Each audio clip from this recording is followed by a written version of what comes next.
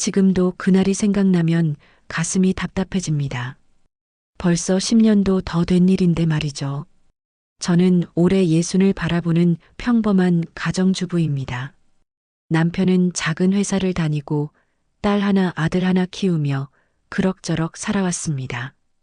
부자는 아니지만 그래도 성실하게 살았다는 자부심은 있었죠. 그때가 2013년이었습니다.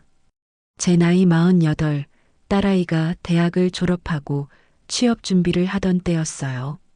그때 제 절친이라고 생각했던 친구 정미가 전화를 걸어왔습니다. 미경아, 나 큰일 났어. 나 좀 도와줘. 정미는 중학교 때부터 알고 지낸 친구였습니다. 30해 넘게 알고 지낸 사이죠. 친언니보다 더 가까웠다고 생각했어요. 결혼식도 서로 다녀왔고 아이들 돌잔치도 같이 했던 사이였으니까요. 정미의 목소리는 떨리고 있었습니다. 남편이 사업을 하다가 큰 손해를 봤다고 했어요. 당장 다음 주까지 3천만 원을 마련하지 못하면 회사가 부도난다는 거였습니다. 미경아, 나 꼭 갚을게. 석 달만 빌려줘. 석 달 후에 거래처에서 돈 받으면 바로 갚을 수 있어. 제발 부탁이야. 3천만 원 작은 돈이 아니었습니다. 우리 가족의 비상금이었고 딸아이 결혼 자금으로 모아둔 돈이었어요. 그 돈은 남편과 제가 10년 넘게 허리띠를 졸라매며 모은 전부였습니다. 하지만 거절할 수가 없었어요. 30해를 함께한 친구잖아요. 정미는 울면서 애원했고 저는 그 모습을 차마 외면할 수가 없었습니다. 알았어, 내가 도와줄게. 근데 정미야, 이건 우리 딸 결혼 자금이야. 꼭 석 달 후에 갚아줘야 해. 미경아, 고마워. 내 은혜는 죽을 때까지 못 잊을 거야. 꼭 갚을게. 정미는 차용증을 쓰겠다고 했지만 저는 손을 내저었습니다.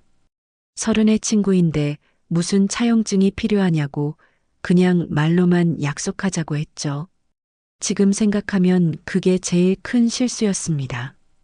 통장에서 돈을 찾아 정미에게 건넸을 때 정미는 제 손을 꼭 잡으며 눈물을 흘렸습니다. 미경아, 진짜 고마워. 이 은혜 평생 잊지 않을게. 석 달이 지났습니다. 정미에게서 연락이 없었어요. 제가 먼저 전화를 걸었습니다. 정미야, 나야. 돈 말인데. 아, 미경아, 미안해. 거래처에서 돈이 조금 늦어지고 있어. 다음 달까지만 기다려줘.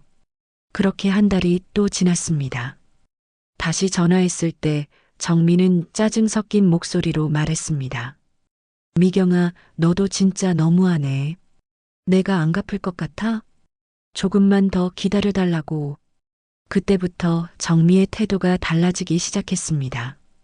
전화를 받지 않았고 문자도 답이 없었어요. 집으로 찾아가니 이미 이사를 간 뒤였습니다. 남편에게 말할 수가 없었습니다. 남편은 처음부터 반대했었거든요. 3천만 원을 차용증도 없이 빌려준다고 하면서 말렸는데 제가 내 친구 내가 아는데 무슨 걱정이야라고 우겼던 겁니다. 결국 사실을 털어놓았을 때 남편은 한동안 말을 하지 않았습니다. 실망한 얼굴로 저를 바라보던 그 눈빛을 저는 평생 잊을 수 없을 겁니다. 당신이 평생 모은 돈인데 어떻게 그럴 수가 있어? 딸아이는 눈치를 채고 물었습니다. 엄마, 왜 요즘 맨날 한숨만 쉬어? 무슨 일 있어? 아니야, 아무 일도 없어. 거짓말이었습니다. 딸의 결혼 자금이 사라진 걸 어떻게 말할 수 있겠어요? 그렇게 세월이 흘렀습니다. 5년, 6년, 7년. 정미는 완전히 종적을 감췄습니다. 공통으로 아는 친구들에게 물어봐도 아무도 정미의 소식을 모른다고 했어요. 번호도 바뀌었고 SNS도 다 삭제한 상태였습니다. 저는 그 돈을 포기했습니다. 어쩔 수 없다고 생각했죠. 대신 파트타임 일을 시작했습니다. 식당에서 설거지도 하고 아파트 청소도 했습니다. 딸아이 결혼 자금을 다시 모으기 위해서였어요. 허리가 아프고 다리가 저려도 참았습니다. 내가 바보같이 돈을 날렸으니 내가 다시 모아야지 하는 생각뿐이었습니다. 그리고 작년 딸아이가 결혼을 했습니다. 남편과 다시 허리띠를 졸라매고 열심히 모았지만 결혼식을 치르기엔 부족해 대출을 조금 받았어요. 그래도 식장에서 행복해하는 딸을 보니 행복한 눈물이 났습니다. 그래, 이제 다 잊자. 지난 일은 지난 일이야. 하고 스스로를 위로했습니다. 그런데 바로 지난 달이었습니다. 딸아이 아파트 근처 백화점에 갔다가 정미를 마주쳤습니다. 10년 만이었죠. 처음에는 알아보지 못했습니다. 명품 옷에 명품 가방을 들고 완전히 다른 사람이 되어 있었거든요.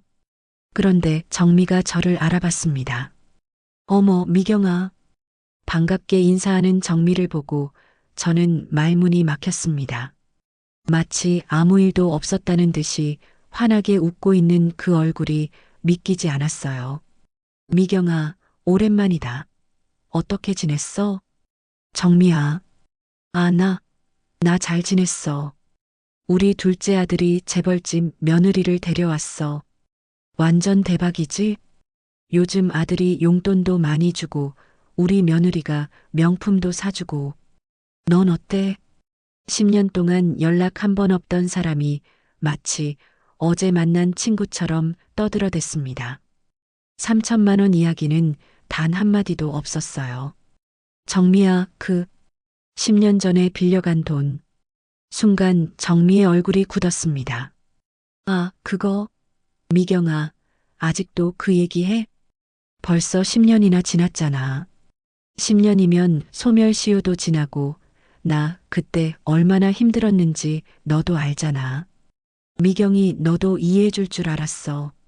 뭐? 그리고 미경아, 사실 그때 나 완전 죽을 뻔했잖아. 미경이 네가 도와준 건 고맙지만 그게 그렇게 큰 돈도 아니고 요즘 3천만 원이 뭐 대단한 돈이야? 귀를 의심했습니다. 큰 돈이 아니라고? 제가 10년을 허리 숙여가며 일해서 다시 모은 그 돈이 대단하지 않다고? 정미야, 그게 우리 딸 결혼 자금이었어. 나 그 돈 다시 모으려고 10년 동안. 미경아, 너무 집착하지 마. 친구 사이에 그 정도 돈 가지고 그러는 건 좀 그렇잖아. 나도 그때 정말 급해서 그랬던 거고. 이제 와서 돈 얘기하니까 나도 좀 그렇네. 그때 옆에 있던 정미의 며느리로 보이는 젊은 여자가 끼어들었습니다. 어머님, 누구세요? 아, 내 옛날 친구야, 가자. 정미는 그렇게 떠나갔습니다. 저를 남겨둔 채로요. 백화점 한가운데서 저는 멍하니 모에 홀린 듯 한동안 그 자리에 서 있었습니다. 10년 동안 제가 흘린 땀과 눈물이, 허리가 아파 밤에 잠 못 이룬 날들이, 딸에게 미안해서 혼자 운 밤들이 주마등처럼 스쳐 지나갔습니다. 집에 돌아와서 남편에게 말했습니다. 남편은 제 손을 잡으며 말했어요. 당신 잘못 아니야. 그냥 우리가 나쁜 사람을 잘못 믿었던 거지. 그날 밤 오랜만에 딸아이에게 전화를 걸었습니다. 엄마, 왜? 무슨 일 있어? 아니야, 그냥 딸 목소리 듣고 싶어서. 엄마, 나 행복해. 엄마 덕분이야. 딸의 목소리를 듣고 나니 조금 마음이 놓였습니다. 3천만 원을 잃었지만 딸의 행복을 지켰고 남편과의 신뢰를 회복했으니까요. 그리고 깨달았습니다. 정미는 제 친구가 아니었다는 것을요. 아니, 처음부터 친구였던 적이 없었는지도 모릅니다. 진짜 친구라면 내가 힘들게 모은 돈이라는 걸 알면서 그렇게 떠날 수 없었을 테니까요. 지금 제 주변에는 정미 같은 사람은 없습니다. 소수지만 진짜 제 편이 되어주는 사람들이 있어요. 그들과 함께 소박하게 살아가고 있습니다. 정미가 재벌 며느리를 얻어서 명품을 들고 다닌다고 해서 부럽지 않습니다. 그런 것들보다 훨씬 더 소중한 것을 저는 가지고 있으니까요. 바로 떳떳함입니다. 거울을 볼 때마다 부끄럽지 않은 얼굴, 밤에 베개에 머리를 댈 때 마음 편한 그 느낌. 그게 명품 가방보다 훨씬 더 값진 것이라는 걸 저는 이제 압니다. 정민은 아마 평생 그걸 모르고 살겠죠. 돈은 벌 수 있어도 잃어버린 인간성은 다시 찾을 수 없으니까요. 가끔 혼자 생각합니다. 만약 시간을 돌릴 수 있다면 그때로 돌아가서 정미에게 돈을 빌려주지 않을까? 아마 또 빌려줄 것 같습니다. 그게 저라는 사람이니까요. 대신 이번엔 차용증을 받을 겁니다. 그리고 더 빨리 포기할 거예요. 10년이나 마음 아파하지 말고요. 하지만 지금의 저는 그때보다 훨씬 강해졌습니다. 3천만 원을 다시 모을 수 있는 힘도 생겼고, 진짜 소중한 게 뭔지도 알게 됐으니까요. 여러분, 돈을 빌려달라는 사람이 있다면 꼭 생각해 보세요. 그 사람이 정말 친구인지 아니면 그저 돈이 필요할 때만 찾아오는 사람인지. 그리고 빌려준다면 반드시 차용증을 받으세요. 그게 서로를 위하는 길입니다. 저는 이제 60이 되어 갑니다. 남은 인생, 정미 같은 사람 때문에 마음 쓰지 않고 살 겁니다. 제 가족과 진짜 제 편인 사람들과 함께 행복하게요. 그게 정미에게 할 수 있는 최고의 복수라고 생각합니다. 저를 이용한 사람 때문에 무너지지 않고 더 강하게 일어서는 것 말이죠. 여러분도 저와 같은 일을 겪지 않으셨으면 좋겠습니다. 하지만 만약 비슷한 일을 겪으셨다면 너무 자책하지 마세요. 당신이 나쁜 게 아니라 상대가 나빴던 겁니다. 그리고 기억하세요. 진짜 값진 건 돈이 아니라 떳떳한 마음이라는 것을요.